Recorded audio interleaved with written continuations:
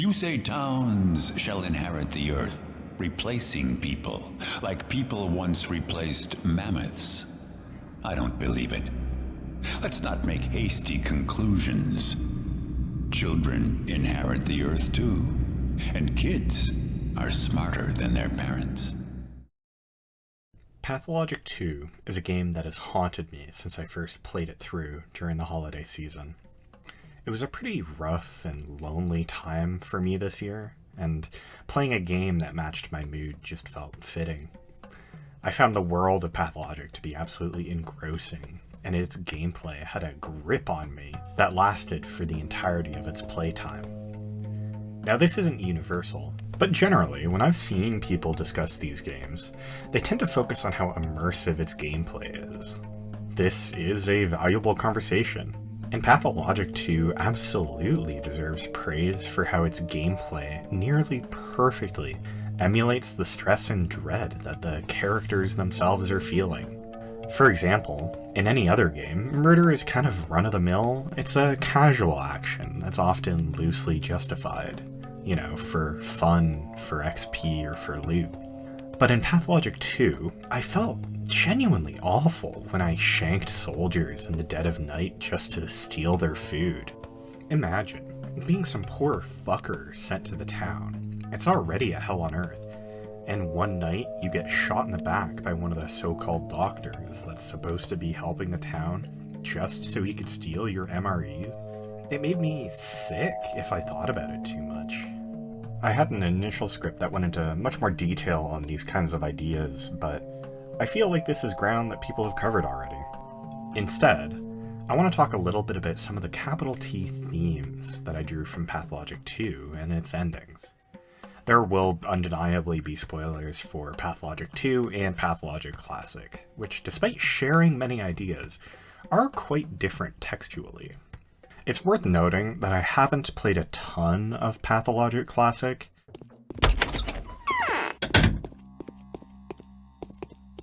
You, really do miss the sprint button. But like any good 20-somethings art graduate, I've watched my handful of videos on Classic, enough to at least have a passing understanding of its story and themes. I bring any of this up because while 2 takes most of its core ideas from Classic, it manages to build on the themes presented in that game in ways that are entirely new and fascinating in their own right. So, maybe tune out if you still want to play through Pathologic 2 spoiler-free. Don't worry, I'm not going anywhere. I've marked out this little corner of the internet for our book club forever. Humans are actually quite decent. I'll have you know that I like them. A shuttle, whatever. The role of a human is still unattractive. Choosing nothing, moving along a preordained path. To begin, I just want to frame what I've perceived to be the primary difference between Classic and 2. The world that Classic presents is dualistic. There is this very apparent battle happening between these different aspects. One that we might call progress, represented by the Bachelor, the Polyhedron, science, and the Enlightenment, and tradition, the Haruspecs, the kin, the town itself. In the world of Pathologic, these forces are essentially incompatible, requiring the annihilation of one in order to maintain the other. And when humans have the hubris not to respect this, bad stuff happens, as we see with the plague. Even in the best cases, where these two polarizing views can be mended with the changeling, blood sacrifice is still required in order to maintain this unstable form of life. Whether it's the unconsensual mass death and destruction wrought by the plague, or the consensual sacrifice of powerful people, there is still a cost involved in mending these views to create meaningful change. But that's enough Classic for now. I brought it up to highlight a notable difference between the games, because Pathologic 2 moves away from the bipolar world of the Haruspecs, a fact which makes himself and his role in the world infinitely more complex than his singular story allowed for in Classic. In this way, Pathologic 2 is the natural successor to the ideas presented by the Changeling, because the story and the endings of the game are less interested in telling a tale where tradition triumphs over the future, but rather about the sacrifices that are required to mend a broken world, asking the player what lines they're willing to cut along and what will have to be cut out in order to preserve the world. In layman speak, the game situates itself almost as a trolley problem that the player must navigate, actively deciding what has to die in order for another to live.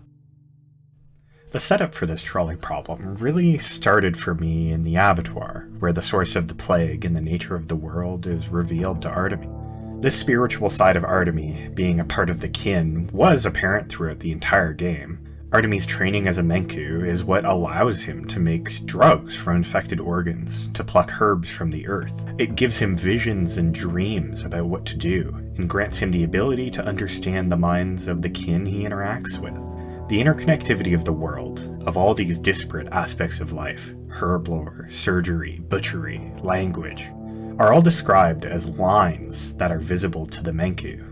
This idea of connectivity is also seen in one of the only kin words we actually learn a translatable meaning to, Udur. A Udur is another kind of connective relationship, described as a body that consists of many parts. The kin are described this way, as being a connected herd of people, often describing themselves as part of a body, the finger or fingernail. But in a metaphorical sense, this describes any society. The town itself is a Udur, an intricate set of individual lives that all create one interconnected mechanism. Early on, when you get to the town, Artemy is given a list of people your father took care of, people you want to save.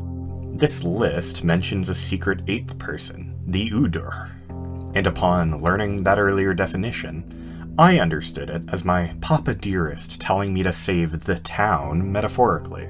But Udur has other meanings as well, ones that become more clear as you fight your way through the abattoir, a place where the slaughter of bulls is ritualized. Their blood is poured into the veins of the earth, while something called living blood is drawn out of those same veins. Udur is also said to mean a body that contains the world. And when this is taken abstractly, this is just another way that the kin believe in the spiritual interconnectivity of all things. But in this case, it is uncovered that the town, the earth, the Udur, is indeed a body that contains the world. Your world. A body that pumps living blood with its living, beating heart, and a body that produces a defense mechanism when it senses it has been threatened. But this plague is selective, and only harms those who have strayed from the symbiotic relationship that the kin have with the earth. The bulls, who are animals, and the kin, who make themselves like animals, dance in harmony alongside the plague while the town outside is culled. Parasites who build taller and taller buildings for no reason, who dig deeper into the earth for no reason. As if that wasn't a big enough revelation, sleeping that night, Artemy dreams of the abattoir, walking its halls for a second time. You come across your father near the pits to the vein of the earth, somehow having attained some form of spiritual immortality, likely in a similar way that Simon Kane lives on in the polyhedron. You learn from your father that he purposefully unleashed this recent outbreak into the town. As he worked, he saw how stagnant and helpless the town was by relying on its elders too much, a would-be death sentence the second the town met any adversity. So, Isidore decides to burn it all down, forcing the town to adapt or die, and leaving Artemy in charge of building whatever he thinks is best out of the ashes. This idea of evolution is one that the game is particularly interested in, and is a theme that I can't help but read as a meta-discussion about Pathologic as a whole. That perhaps the studio itself was a bit stagnant, that the only way that Icepick Lodge could evolve was by creating another outbreak, and thus Pathologic 2. Luckily, I think they were immensely successful in the second try, and I am extremely glad they did, but back to the actual text. With the groundwork set, I'm going to start talking about the endings now. And I'm going to start with the Diurnal ending, the more popular of the two, if Steam achievements are to be believed. Interestingly, on the surface, this ending isn't too dissimilar from the higher specs in Classic. It's the ending where you choose to destroy the polyhedron to save the town. In Classic, this is portrayed as a binary action-reaction. The polyhedron is this impossible thing made with hubris and without respect to the earth. Its miraculous existence spawns the plague. Thus, you pluck this thorn from the earth, collect the blood that clots the earth's wound, and everything is hunky-dory. Technology grows stagnant, but hey, at least the town gets to live. In Pathologic 2, Artemis' panacea is similarly sourced from the Earth's blood. Artemis finds small fountains of it in the abattoir, but they only provide a few vials worth. To cure a town, he'll need a prophesized river of blood. Again, Artemis turns to the polyhedron, whose foundations strike deep, deep into the veins of the town, inches away from its beating heart. But this time, it isn't like the movies. Pulling a knife out of someone is a quick way to get them to bleed to death. And again, Artemis kind of needs a truly immense amount of the Earth's blood to save the townspeople. Enough blood to kill your eighth bound, the Udur, the town itself.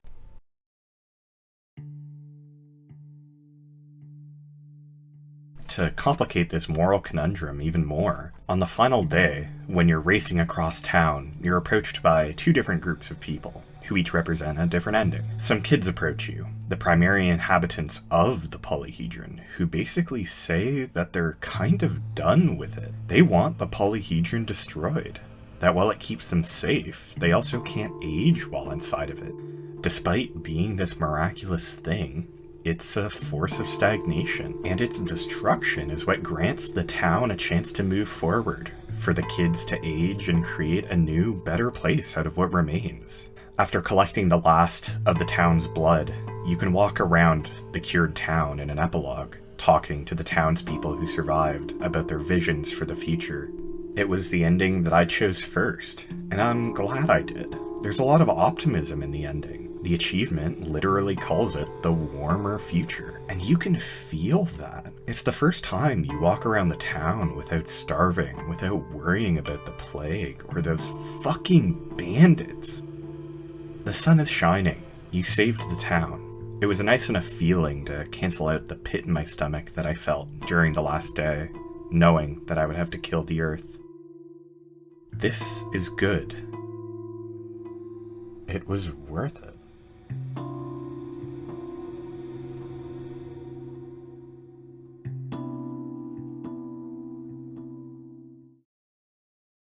But what if you didn't think that was true?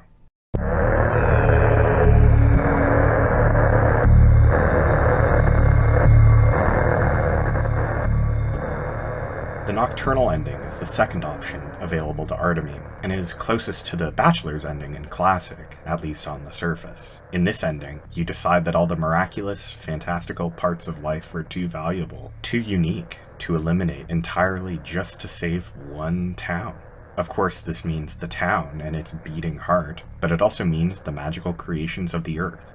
The albinos that you give names to in the abattoir, the kin, the bulls in their apex form, aurochs, massive, mythical bulls that walked the steppes long ago.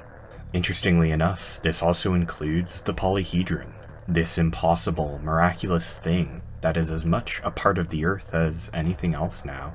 I find this fascinating, because I think a more rational person might view the kin as backwards and their ways archaic. Even Artemis has dialogue that allows him to be as dismissive to this part of his life as the Bachelor, although he's generally a bit less of an asshole about it. And although I can't help but see this as a reflection of the ways that Western thought has completely othered any other ontologies through the false lens of objectivity, I do understand the reactive urge to doubt in the magical. But Pathologic 2 is subversive by making the unique ontologies of the kin right. It's only thanks to the abattoir and the relationship that the Odun have with the earth that you discover the living blood, the cure to the plague. And it's there that you find her brides dancing with the plague, unafraid of it. Despite being human, they've realized that there isn't that much of a difference between them and the bulls they worship. Is human life not a kind of miracle from the earth? What about other kinds of life? What about a plague? The polyhedron is similarly miraculous, keeping its inhabitants safe from the plague as well. In an earlier script, I noted how most of the miraculous things in Pathologic are tied to stagnation. The kin make themselves more like animals rather than evolved humans, and the polyhedron prevents its inhabitants from aging and growing up. But now, I might argue how it isn't stagnation that connects these groups, but rather their unscientific belief in the miraculous. The kin are people who experience firsthand the miracles of the earth. Their rituals work, and their attitudes keep them safe. And children are, well, children. They believe in silly things like magic and miracles, and are kept safe because they never grow up. So much so that the kids of the town are able to create genuine cures to the plague, just like Artemy, albeit their schmouters are a bit more dangerous. On the final day, you're visited by the creatures of the steppe, where they ask you to take pity on all of them, the kin, the bulls, your imaginary friends, and the plague itself.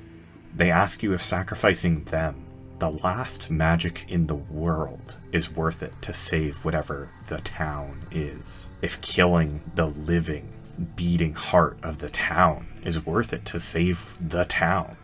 And if you agree to pity them, come that night, it truly is a magical one. The dead rise, the legendary aurochs return to the town and are everywhere on the horizon. And most ominously, the polyhedron is filled with children.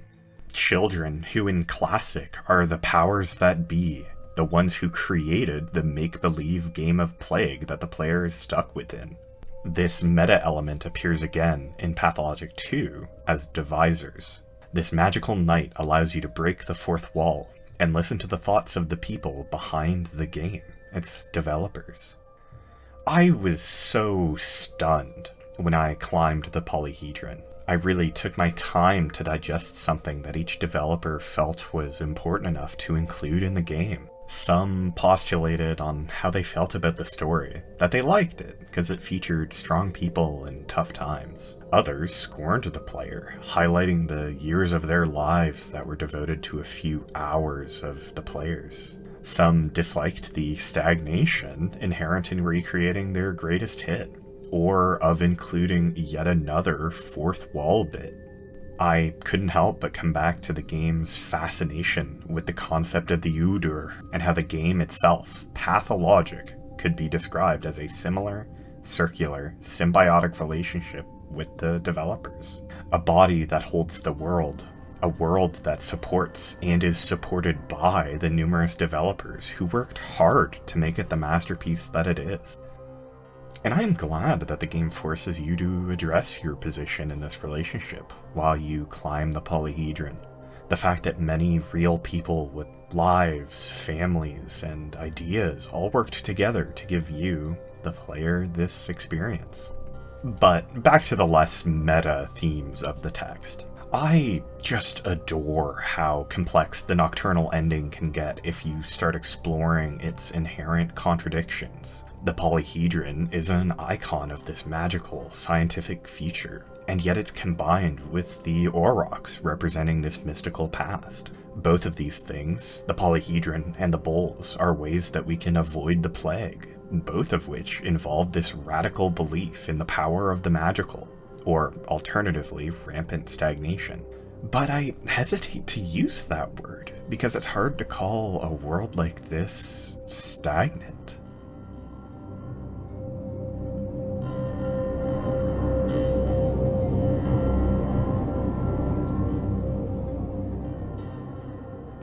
One that's changed so intensely from your decision. The town lives, but the town dies. The town still holds the world on its back, but it's no longer teeming with organisms. It is and isn't the Udur. This paradox exists simultaneously in the Diurnal ending as well. where the town literally dies. The game tells you on the screen, but yet the town persists. The body still contains the world, even if that body is now a corpse.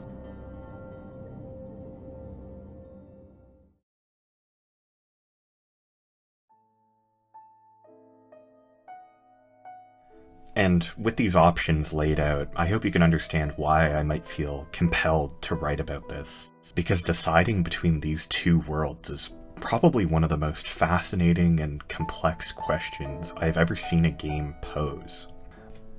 On one hand, the kin are immune to the plague, but I can't help but wonder if it's worth throwing away everything that humanity has created. A convincing argument could be made that a life that's more akin to beasts than anything we know as human isn't worth living. But despite saying that, the kin aren't dull. They have philosophical beliefs, wants, and desires, just ones that are staggeringly different from Western ways of being. Aspity is fascinating to listen to, and talking to Taya Taichi always put a smile on my face. The way that her very human, childlike desires affect her edicts as the new head of the kin. On the other hand, if you think that humanity and our creations are worth preserving, the game asks you just how much you're willing to kill for that progress. Are the lives of the town people worth having to lose the miraculous polyhedron, defying gravity, time, and other earthly laws? Well, that was a line I was willing to cross. As I ran around on that last day, I thought the most about the fact that I was going to kill the Earth. Had it not suffered enough from human exploitation? Its water we drink, its earth we build on, its resources we extract. Artemi literally uses its plants, its water, and its blood to cure the plague. And when it finally fights back, was I okay killing it to secure the future of humanity? Am I okay with this level of exploitation? I don't need to listen to your options. This is our land. This is the standoff between Indigenous land defenders and Canadian police. It's Columbia University directing NYPD onto their campus to remove protesters. Amid President Trump, the Trump administration's crackdown on what they call harassment. Says Canada's temporary foreign worker program favors employers and locks migrants into debt bondage. The Canadian scheme lets companies control the workers' housing, healthcare, and migration status.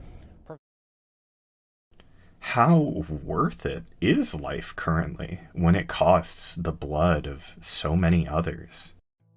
If I go into someone's house and hurt them until in defense they hurt me, am I allowed to kill them? What if instead of a house, I went into someone's country? Moreover, what do we even have now that's truly worth so much that it's worth the permanent murder of the Earth? The Diurnal ending is described as being a warmer future, but I couldn't help but wonder about the sustainability of it all. I wondered if there would truly never be any more troubles for the town, because if there were, how would we combat it without the gifts of the Earth? We'd just be a plague thoughtlessly killing its last host, not expecting to die ourselves without it. It kills humans. But what is a human? Humanity itself is comparable to a microbe, just as small, blind, and absurd. But, again, this is only a play, a story, fiction. And while I really think that this ending is a fantastic illustration of the ways that individuals justify colonialism, I think that the text of this ending also embraces a different kind of sacrifice that is required of us if we are to live as anything other than small tribes roaming the earth. The cost of living actively is struggle. Struggle that forces us to adapt, but struggle that hurts people. Lots of people. But even in this worst case, where countless have died, we still evolve into something new and something different.